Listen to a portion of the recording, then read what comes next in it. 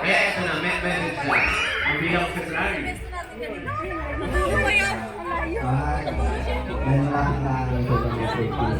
Happy Valentine's. Alam mo naman na ikaw lang talagang laman ng puso. Sa'yo ba kayo dyan? I love you. Mahal, salamat sa pagsasakripisyo mo, sa kahit pagod ka, ginagawa mo pa rin yung the best mo para makapag-provide sa ating pamilya. Mahal na mahal kita. Salamat. Sabi ng mga nanay dito, hindi naman totoo yan. Mga basher. Gitera.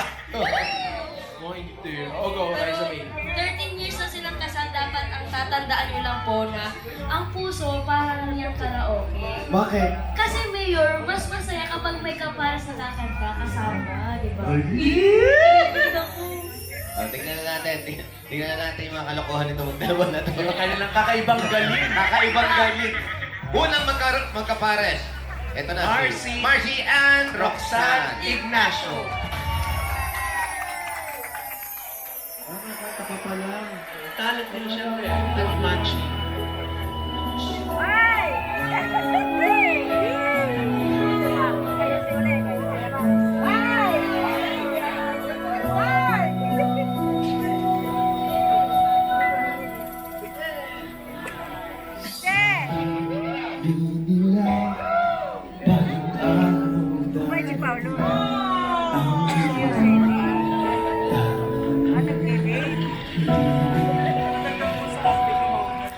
Anong dumating ang aking panalangin na yun na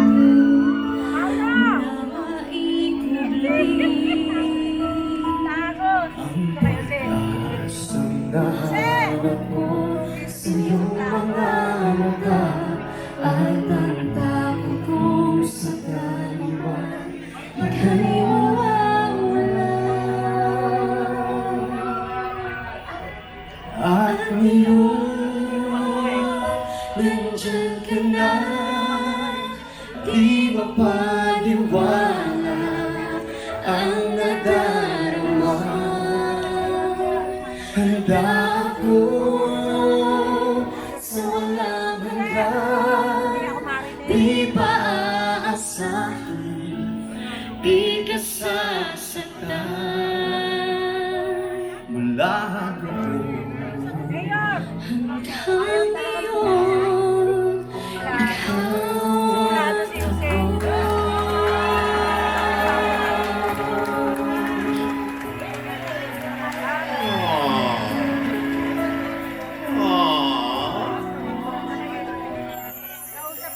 Uy! Dismiss! Sa kaya dismiss! Si ate kasi ang ganda.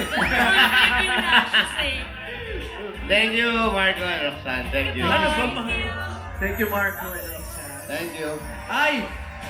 May isa pa! Ay, totoo. Yan, okay. Isa na yan. May isa pa magkaparas na share din ng nakakakilig nilang love story. Sina Chester at Mika Kasaway.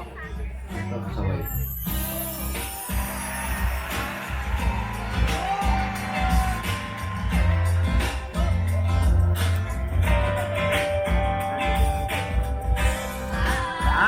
Hello po. Hi, kamusta? Okay lang. Kasaway. Kasaway ang apelido mo. Ako. Kasaway. Kasaway. Kasaway. From Pampanga. Uy! Balin. Ito, 3 years na sila Mayor kasal. Kasaway. Apo, years na po kaming Saan po kayo nagsiksik? Parang ulit-ulit tungkol. Make-up. Make-up. Yung make-up yun. Grabe yung contour naman na yan. Hindi, ito na. Love story. Paano nag-umpisa?